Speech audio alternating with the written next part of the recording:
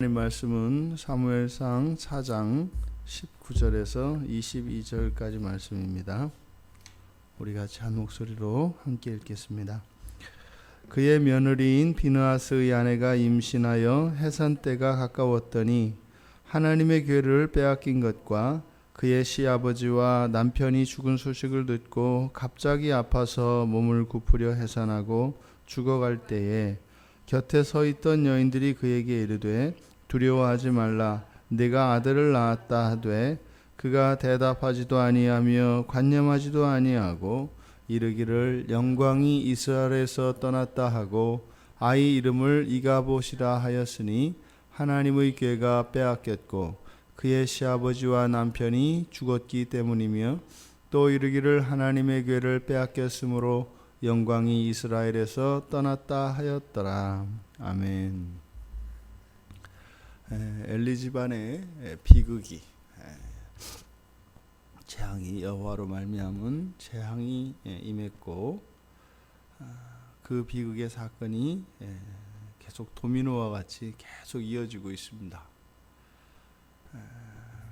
며느리인 비느하스의 아내가 임신하고 있었는데 이제 해산 때가 가까워 있던 그 며느리에게 이런 비극, 이 세 가지의 죽음의 소식, 하나님의 궤를 빼앗긴 것, 그리고 남편이 죽은 것, 그리고 시아버지가 죽은 것. 그래서 여호와의 궤, 하나님의 궤를 빼앗긴 것은 이스라엘에게 있어서 마치 여호와의 죽음과 같은 것이지요. 그래서 이 세 가지 죽음의 소식을 듣고 그 충격으로 이제 산통을 느끼게 됩니다. 그래서 배를 잡고 그 통증으로 웅크리고 이제 아이를 낳고 죽었습니다. 그런데 그 죽음으로 끝난 것이 아니라 아이를 낳았다는 거죠. 그래서 죽음 뒤에 생명이 태어난 것을 이야기해 줍니다. 결코 이 세상에 있는 그 어떤 생명도 가치 없는 생명이 없고 의미 없는 그런 생명이 없습니다. 반드시 한 생명은 또 다른 생명을 낳게 되어 있습니다. 그것이 우리는 의식하지 못한다 할지라도 생명은 소멸되는 것이 아니라 영원한 것이기 때문에 하나님으로부터 나온 이 생명, 그 생명 자체는 결코 멸하지 않습니다. 생명은 생명으로 이어지게 되어 있지요. 그래서 그녀가 죽어갈 때 곁에 있던 여인들이 그 사실을 가르쳐 주었습니다. 아들을 낳았다는 겁니다. 생명을 낳았다는 거죠. 하지만 그것이 이 비느하스의 아내에게는 아무런 위로도 되지 않았습니다. 지금 오히려 그 생명, 기뻐해야 될 생명, 그 아이의, 그 아들의 이름을 이가봇은 그러니까 영광이, 그래서 하나님의 영광이 떠났다라고 하는 그런 뜻이죠. 그러니까 뭐예요? 이제는 소망도 없고 아무 낙도 없고 이제 끝났다.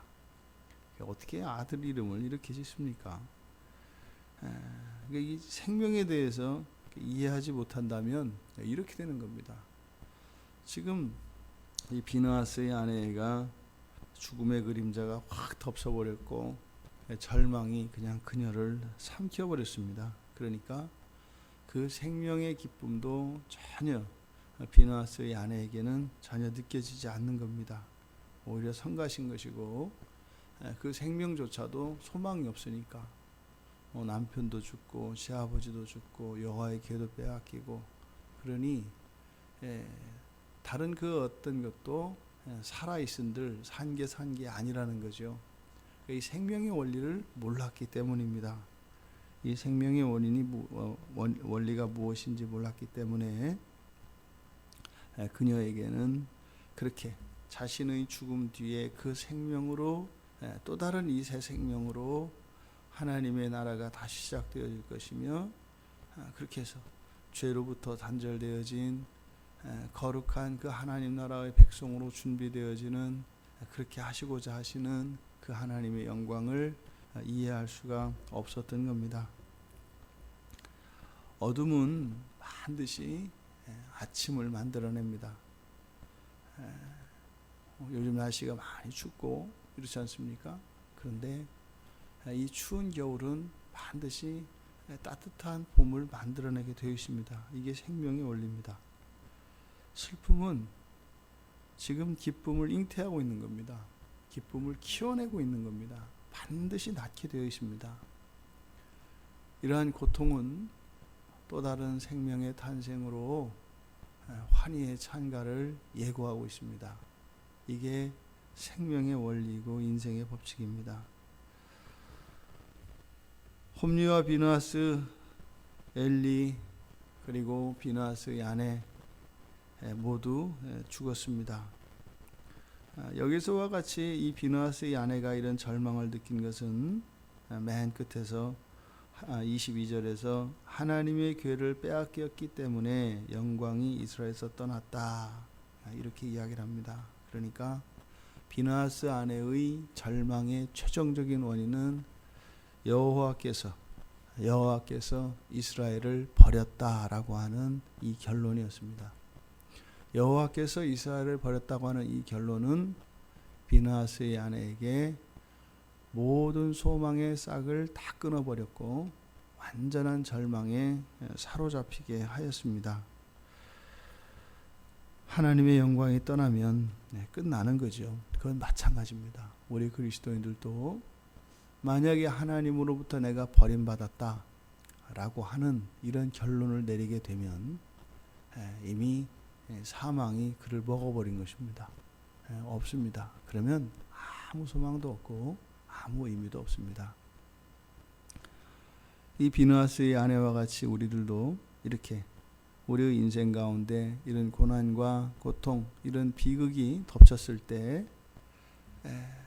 한 발자국만 옆으로 나가면 이렇게 하나님이 나를 떠났다, 하나님과 나는 아무런 상관이 없다, 이런 심중의 결론을 가지게 되면 생명이 주어졌음에도 불구하고 그 생명의 의미와 가치 그리고 그 기쁨과 영광을 누릴 수 없게 됩니다.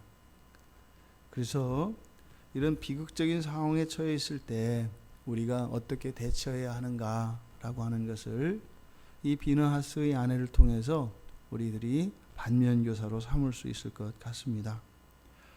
이렇게 비극과 고통의 도미노가 되어서는 안 됩니다. 도미노가 하나가 넘어지면 그 옆에 것을 치고 그냥 모든 것을 넘어뜨리듯이 이런 비극과 절망, 이런 슬픔과 이런 비통함은 결코 도미노가 되어서는 안 됩니다. 그렇게 계속 넘어져 오는 그 비극의 도미노를 우리는 버텨내야 합니다. 그리고 오히려 넘어진 그 도미노들을 역으로 세울 수 있어야 합니다. 이것이 구원이고 이게 신앙의 능력입니다.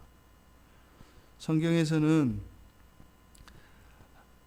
이러한 비극을 반절시킬 수 있는 그 길에 대해서 이야기해 줍니다. 그것은 주의 말씀이라는 것이에요. 시편 119편 92편에서 만약에 주의 말씀에 기쁨이 없었더라면 저는 절망하였을 것입니다. 이 비느하스의 상황이죠. 비느하스 아내의 상황이죠. 이 주의 말씀으로부터 우리가 그 기쁨을 누리지 못한다면 이런 절망 속에서 그 비극의 도미노에 여지없이 같이 무너져 내릴 수밖에 없었다는 겁니다. 그런데 이 시인은요, 멸망을, 그 고난 중에서 멸망을 면했다는 것이에요. 뭐가요? 주의 말씀으로 인하여 주시는 그 기쁨이요. 주의 말씀이 주시는 이 기쁨은 어떠한 깊은 절망 속에서도 바라지 않습니다. 오히려 이 말씀이 주는 빛은 소망의 역도미노라고 할 것입니다.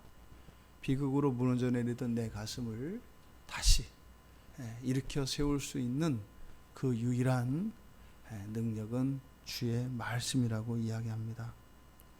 그렇다면 이렇게 그 주의 말씀으로 우리가 버텨내는 것, 그리고 오히려 역으로 넘어져 가던 그 도미노들을 세울 수 있는 것, 그것이 또 우리들에게는 실천적으로 어떤 노력이 있어야 되겠는가? 그것은 기도입니다. 기도.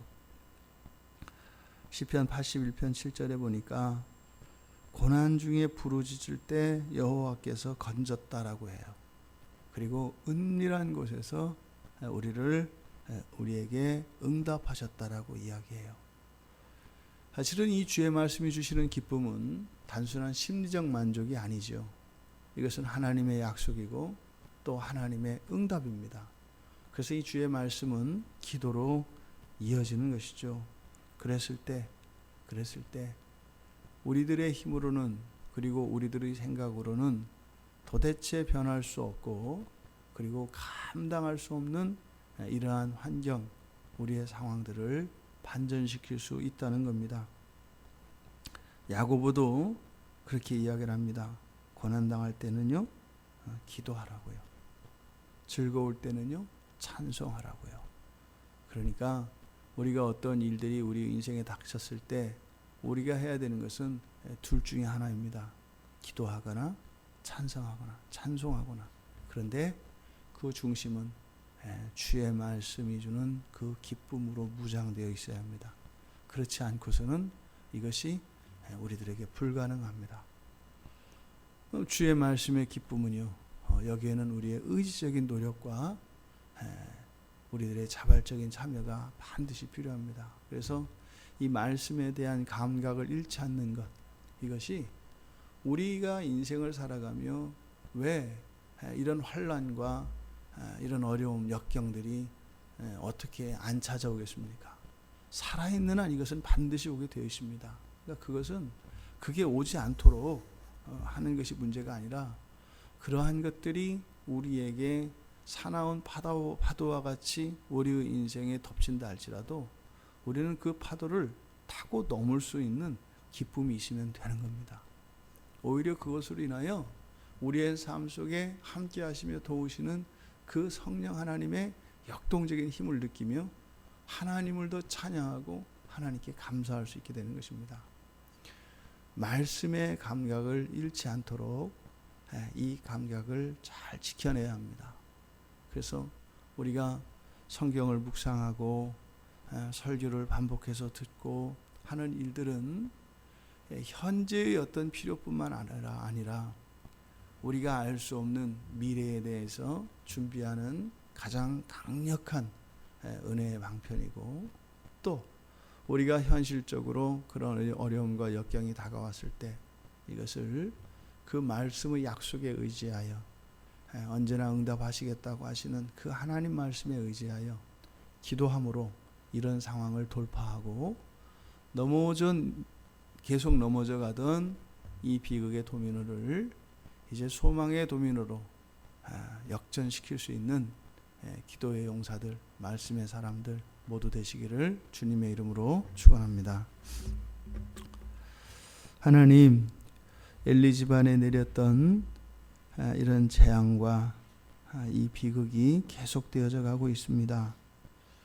하나님, 어떤 경우에도 저희들이 하나님의 말씀으로부터 얻는 이 기쁨을 놓치지 않게 하여 주시고, 또한 역경 속에서도 기도를 통하여 하나님의 도우심을 구하며 응답하시는 하나님으로 오히려 고난을 하나님께 찬송으로 올려드리는 기쁨과 감사의 제목이 되게 하여 주시옵소서.